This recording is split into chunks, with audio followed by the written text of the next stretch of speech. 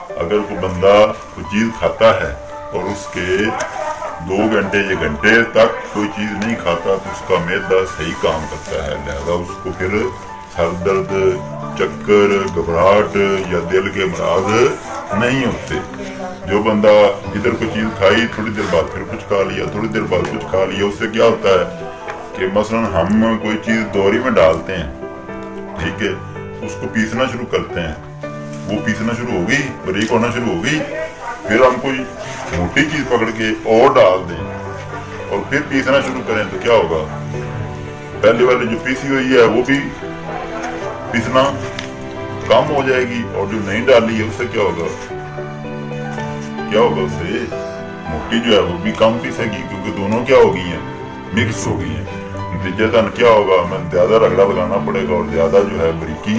करनी पड़ेगी। इसी तरह मैदा हमारा जो है पहली खुराक को हजम करना शुरू करता है, फिर हम और डाल देते हैं, वो दोनों मिक्स हो जाते हैं। दोनों मिक्स होने से क्या होता है,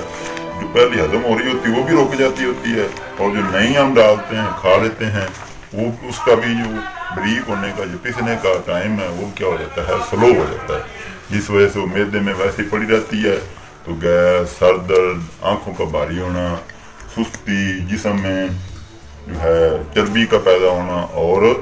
क्या उसका नाम है, मुख्तलिफ अमराज जैसा कि पेचिस, कब्ज और गैस, इस तरह बहुत सी अमराज का शिकार इंसान हो जाता है। लिहाजा अगर आप अपने आप को सेहतमंद रखना चाहते हैं, अपनी आँखों को सेहतमंद रखना चाहते हैं, अपने दिमाग को रखना चाहते हैं, तो हज़रत पाक सल्लल्लाहु अलैहि वसल्लम के बताए हुए तरीके के मुताबिक अमल करें कि खाना खाने से पहले पानी पी लें, दरमियान में पानी पी लें, लेकिन एंड पे पानी नहीं पीना, और फिर एक दफ़ा खाना खाया तो उसके आधा घंटा बाद तक भी पानी नहीं पीना, लेकिन आधा घंटा बाद फौरन पानी पीना, और फिर 2 घंटे तक कुछ भी नहीं खाना और पहली वाली खुराक को सही तरह हजम होने देना है। इस पे आप अमल करेंगे तो इंशाअल्लाह आप महसूस करेंगे कि ये बहुत ही जामे एक रूल है सेहतमंद रहने। Thank you.